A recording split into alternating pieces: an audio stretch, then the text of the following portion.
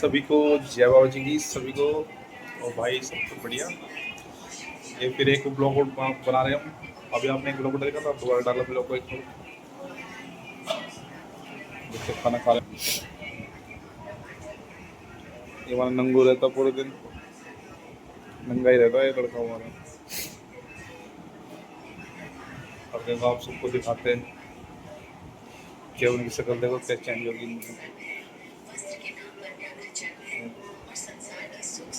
Oh my God, ये बाबा जी को खाना खिला रही है। सब तो चीनी डालेगी ये।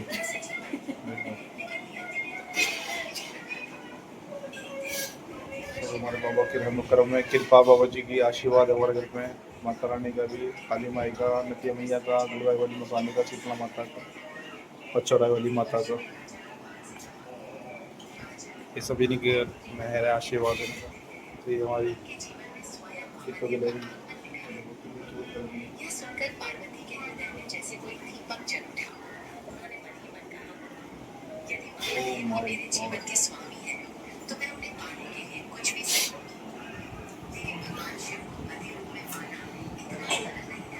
भाई बहुत खर्चा घर में भी। अभी रैक बनेगा पूरा ये घर में। इस बार थोड़ा सामान फैला पड़ा हमारे, किताब पूरा लकड़ी का रैक बनेगा पूरा।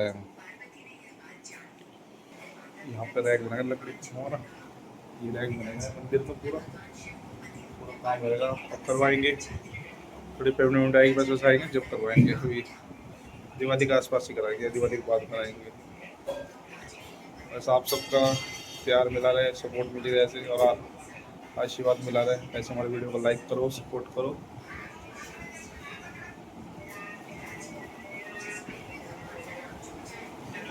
नीचे भी थोड़ी हैवी होगी।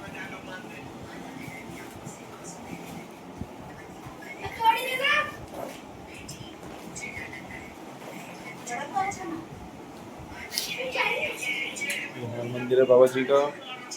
हमने बाबा जी का मंदिर घर में ही बना रखा, क्योंकि हम नहीं चाहते हमारे बाबा जी को गर्मी लगे, बाहर अलग बैठे रहे। भाई हम लौटते हैं, बाबा जी लौटते हैं हमारे। लड़के ने खाने पीने बढ़ा दिया तीज वाले दिन। आज तीज है।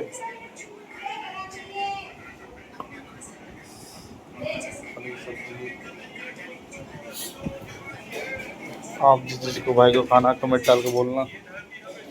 मीठी मट्टी है ये, देसी घी का हलवा। ये क्या बोलते हैं इसका, नाम भूल गया इसका। मट्टी है, इतनी की वाली मट्टी है। मट्टी है, मपारे बोलते हैं जिनको।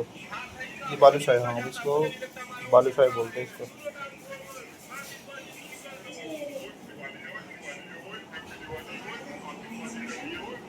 ये फरीदाबाद में सतीश हलवाई, वहाँ से लेकर आए, ओल्ड फरीदाबाद से।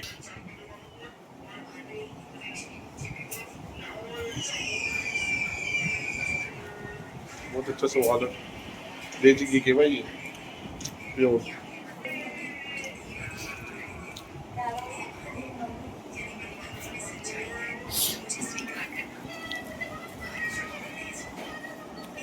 ले सब्जी रोटी ले, नोनी पकड़ी सब्जी रोटी दोनों हाथ सही से।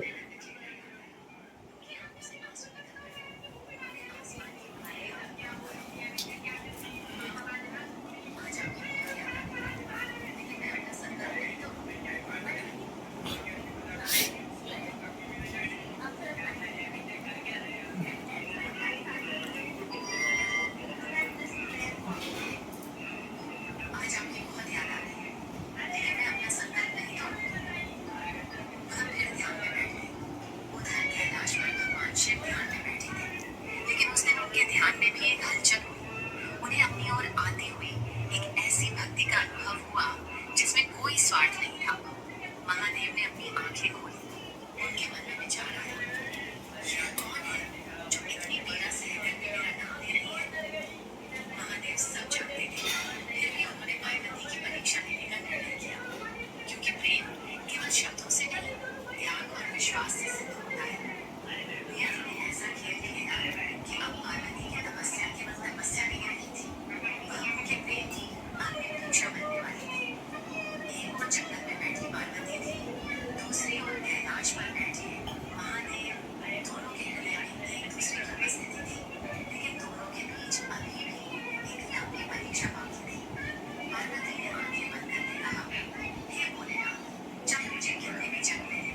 चाहे कितने भी कष्ट क्यों न सहने पड़े, मेरा मन केवल आपका ही रहेगा। और उसी क्षण दूर कैलाश पर महादेव के चेहरे पर एक गंभीर मुस्कान। अब महादेव स्वयं पार्वती की परीक्षा लेने के लिए निकलने वाले थे। यहीं से शुरू होती है वह परीक्षा जिसमें प्रेम को विरह, भक्ति को पीड़ा और विश्वास को अग्नि से गुजरना था। महादेव की परीक्षा और पार्वती का अटूट संकल्प, पार्वती की तपस्या दिन प्रतिदिन और भी कठिन होती जा रही थी। जंगल में चारों ओर हरियाली थी, लेकिन उस हरियाली के बीच पार्वती का जीवन बहुत कठोर हो चुका था। कभी तेज धूप उन्हें झुलसा देती, कभी बारिश उनके शरीर को भिगो देती और कभी रात की ठंडी हवा उनके शरीर को कंपा देती। लेकिन उनके हृदय में केवल एक ही नाम था, महादेव। सुबह होते ही वह नदी के किनारे जाती, ठंडे जल से स्नान करती और मिट्टी से शिवलिंग बनाकर उसकी पूजा करती। फिर दोनों हाथ जोड़कर कहती, हे भोलेनाथ, मैं आपको किसी सुख के लिए नहीं चाहती, मैं आपको इसलिए चाहती हूँ क्योंकि मेरा मन आपको अपना मान चुका है। यदि मेरे भाग्य में आपका साथ नहीं मिलेगा तो भी मैं आपको अपने हृदय से कभी अलग नहीं करूँगी। कहते कहते उनकी आंखों से आंसू बहने लगते, उनके आंसू शिवलिंग पर गिरते और ऐसा लगता जैसे उनकी आंखों का दर्द ही अभिषेक बन गया। उधर माता मैना अपनी पुत्री को याद करके रोती रहती थी। एक दिन उन्होंने राजा हिमवान से कहा, स्वामी, मेरी बेटी कहाँ होगी? उसने भोजन करना तक छोड़ दिया है, पता नहीं जंगल में किस अवस्था में होगी। राजा हिमवान भी अंदर से टूट चुके थे। उन्होंने कहा, मैं भी अपनी पुत्री के लिए चिंतित हूँ। शायद स्वयं देवताओं ने उसे जीवन के लिए कोई मार्ग चुना है। माता मैना कहते, माँ होकर मैं अपनी बेटी को कष्ट में कैसे देखूं? मेरा मन बार बार कहता है कि उसे वापस बुला लूं। लेकिन उसी समय उन्हें पार्वती के शब्द याद आए, माँ सच्ची है तो महादेव मेरी रक्षा करेंगे।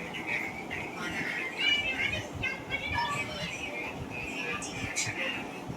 उधर जंगल में तेज और कठिन हवा, आकाश में बादल गरज रहे, बिजली चमक रही थी, पेड़ों की शाखाएं तेज हवा से हिलकर जमीन पर गिर रही थी। पार्वती गुस्से में बाहर बैठी थी, उनके पास न भोजन था, न बिस्तर, न कोई सेवक था। उनका शरीर कमजोर हो चुका था, लेकिन उनका मन पहले से अधिक मजबूत था। शिवलिंग के सामने खड़ा पार्वती तेज थी, ये दीपक बार बार बुझने लगा। पार्वती अपने हाथों से दीपक को बुझाने लगी। एक बार हवा के तेज झोंके से दीपक बुझ गया। पार्वती को खुशी महसूस हुई। फिर उन्होंने अपने भोजन से उसे ढककर दोबारा जलाया। उनके आंखों से आंसू आए। उन्होंने कहा, महादेव, जैसे मैं इस छोटे से